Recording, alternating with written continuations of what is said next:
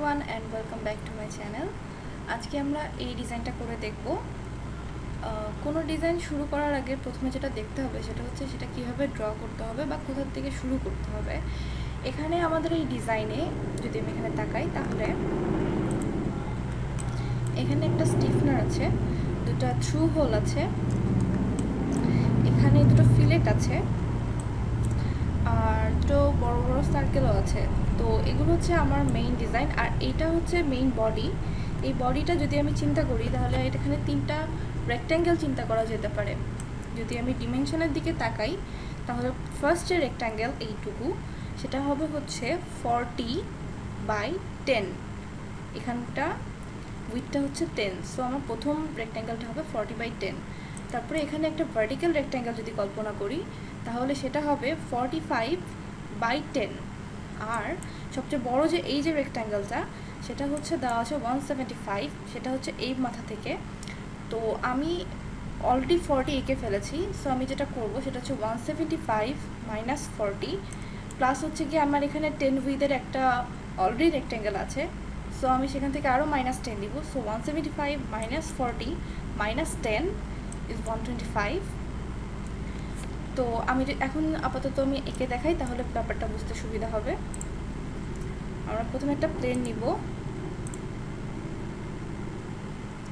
তো আমাদের first rectangle হচ্ছে 40/10,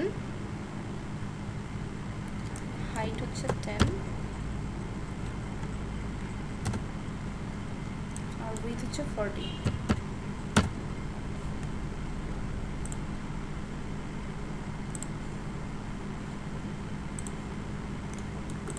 তারপরে আমরা বলছিলাম যে নেক্সট একটা ভার্টিক্যাল রেক্ট্যাঙ্গেল আছে যেটাকে আমরা 45/10 হবে। সো আমি এখান থেকে আবার শুরু করলাম। হাইট হবে এবার 45 আর উইথ হচ্ছে 10।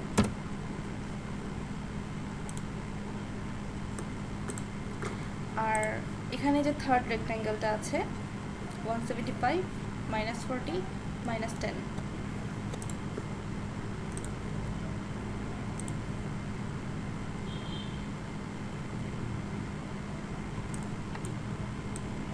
হচ্ছে 125 আর হাইটটা হচ্ছে উপরের দিকে পজিটিভ আর নিচের দিকে নেগেটিভ শো করবে। তো আমি হাইটটা দিব -10।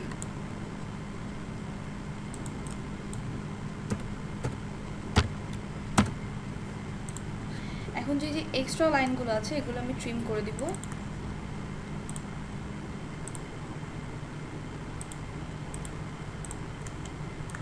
তাহলে আমার এই মেইন স্ট্রাকচারটা দাঁড়িয়ে গেল। এখন আমি প্যাড অপশনটা সিলেক্ট করব। স্কেচ থেকে বের হয়ে এসে প্যাড অপশন সিলেক্ট করে দিলাম।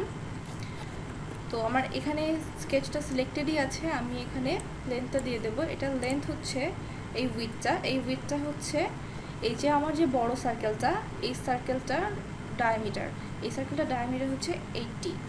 তাহলে আমার এখানে লেন্থ দিতে হবে 80। এন্টার দিলে মেইন স্ট্রাকচারটা চলে আসছে। এখন আমি যদি আবার এটা দেখি তাহলে এখানে একটা ফিলেট আছে আর এর পাশে নিচে একটা ফিলেট আছে। তো উপরের এই যে ফিলেটটা সেটা হচ্ছে এখানে দেওয়া আছে 15 রেডিয়াসের আর নিচের এই যে ফিলেটটা সেটা হচ্ছে 5 রেডিয়াসের। তাহলে আমি এখানে এই ফিলেট অপশনটা সিলেক্ট করে এই সারফেসটা, এই এজটা আর এই এজটা সিলেক্ট করে দিলাম এবং আমার রেডিয়াস হচ্ছে গিয়া 15।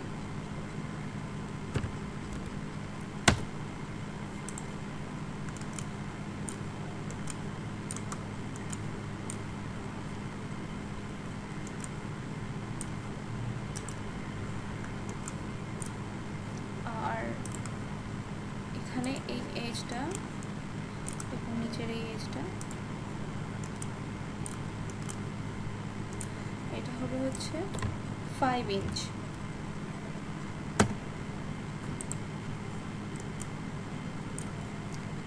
এবার যদি আমি আবার দেখি তাহলে এখানে আমার দুটো সার্কেল আঁকতে হবে। এটার হাইট হচ্ছে 50 আর উপরে 25, আবার এই স্ট্রাকচারের নিচেও 25 আছে। তাহলে আমি এই সারফেসটা সিলেক্ট করলাম, স্কেচ নিলাম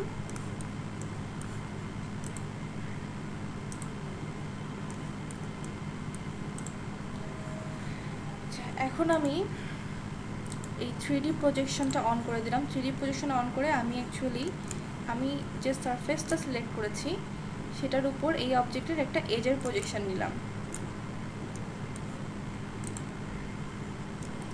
নেওয়ার পরে এখানে আমার 80 ডায়ামিটারের একটা সার্কেল আঁকতে হবে। আমি 3 পয়েন্ট সার্কেলটা সিলেক্ট করলাম। এখানে একটা পয়েন্ট, অপর এন্ডে আরেকটা পয়েন্ট, এবং থার্ড পয়েন্ট নেওয়ার আগে আমি রেডিয়াসটা বলে দিলাম 40, যেহেতু আমার ডায়ামিটার 80 হতে হবে। এবার আমি সার্কেলের উপর যে কোনো একটা পয়েন্ট ড্র করে দিলেই আমার 3 পয়েন্টের একটা সার্কেল হয়ে গেল। এখন আমি এই প্রজেকশন যেটা নিয়েছিলাম সেটাকে ডিলিট করে দিব। এবার এক্সিট করলাম। এখন প্যাড অপশন সিলেক্ট করার পরে এখানে প্রোফাইলের সিলেকশন চাচ্ছে, আমি প্রোফাইলটা সিলেক্ট করে দিলাম। কিন্তু এটা এক সাইডে প্যাড হচ্ছে, এক সাইডে এক্সটেন্ড হচ্ছে, কিন্তু আমার দুই সাইডেই এক্সটেন্ড লাগবে এই বডিটার। তাহলে আমি যেটা করবো সেটা হচ্ছে মিরর এক্সটেন্ডটা সিলেক্ট করে দিব, তাহলে দুই দিকেই সমানভাবে এক্সটেন্ড হবে। এখন লেন্থ হচ্ছে উপরে 25, নিচে 25, মোট 50, সো আমি 25 দিব।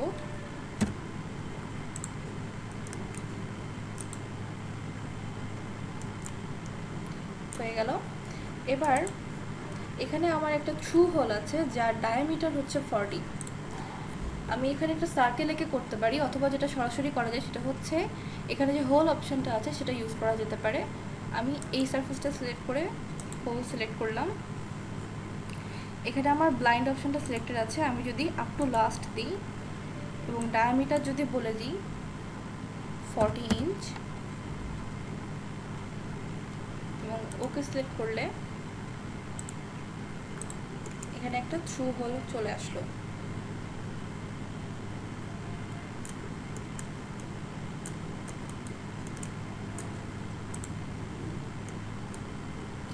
এবার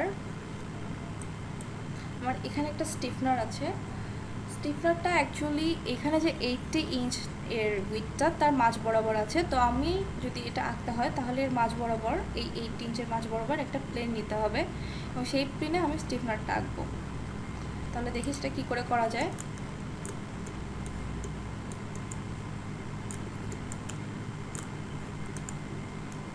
এই পুরোটা 80 ইঞ্চ, সেখানে আমার মাঝ বরাবর একটা প্লেন লাগবে, তো আমি ফার্স্টে এই প্লেনটা সিলেক্ট করব।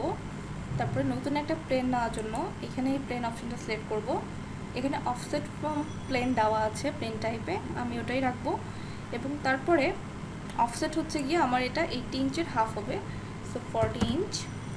আর ডিরেকশনটা এই দিকে দেখাচ্ছে, আমার ডিরেকশনটা অপোজিট দিকে লাগবে, তো আমি রিভার্স ডিরেকশন দিয়ে দিলাম। ওকে ক্লিক করলে যে মাঝ বরাবর একটা প্লেন চলে আসলো। এবার এই প্লেনে আমি স্টিফনারটা আঁকবো।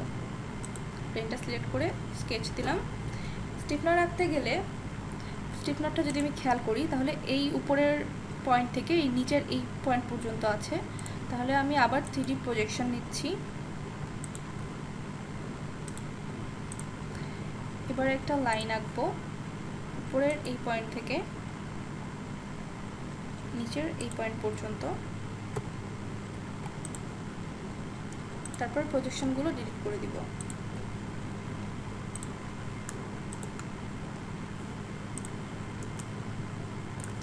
এখন এখানে এই যে স্টিফনার অপশনটা আছে এটা সিলেক্ট করলাম। করার পরে এখানে আমার প্রোফাইল কোনো সিলেকশন দেওয়া হয়নি, আমি এখানে প্রোফাইলটা সিলেক্ট করে দিলাম। এই যে স্টিফনারটা দেখানো শুরু করেছে। এখন এটা থিকনেস দিয়ে দিতে হবে। এখানে যদি আমি তাকাই থিকনেসটা হচ্ছে 10 ইঞ্চ, তাহলে আমি এখানে থিকনেস দিলাম 10। এন্টার প্রেস করলে আমার স্টিফনারটা চলে আসলো। Drawing almost done. এখানে যদি আমি আবার নিচে তাকাই তাহলে আমার দুইটা থ্রু হোল আছে যার ডায়া হচ্ছে 15 এবং যেটা এক পাশের একটা পয়েন্ট থেকে 17.5 বাই 17.5 দূরত্বে অবস্থিত এটার কেন্দ্র। তাহলে আমি এই সারফেসটা সিলেক্ট করলাম, স্কেচ নিলাম। তো এই পাশের কোণা থেকে 17.5 বাই 17.5 কীভাবে আঁকবো, যদি আমি এখানে কোঅর্ডিনেট দিয়ে সার্কেলটা আঁকি তাহলে এটা সিলেক্ট করলাম। তারপর হচ্ছে এখান থেকে 17.5 আর ভার্টিক্যালও 17.5, আর রেডিয়াস হচ্ছে, যেহেতু আমার ডায়া 15, তো রেডিয়াস 7.5 অলরেডি দেওয়া আছে। আমি যদি এখানে ওকে ক্লিক করি, সার্কেলটা চলে আসলো। এখন এই সেম সার্কেল এ পাশেও একটা আছে। আমি যেটা করতে পারি, এ পাশে আবার নতুন করে না এঁকে সরাসরি এটাকে মিরর করে দিতে পারি। কার সাপেক্ষে? এ পাশে যে মাঝখানে আমি একটা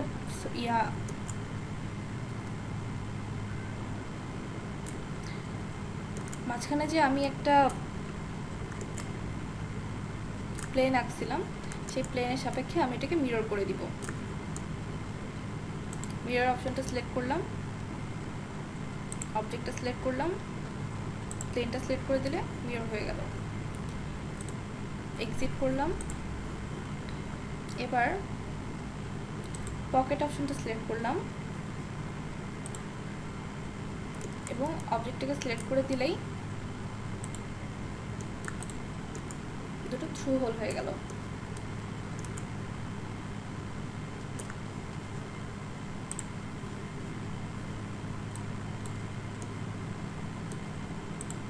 তাহলে আমাদের ড্রয়িংটা done. So thanks for watching.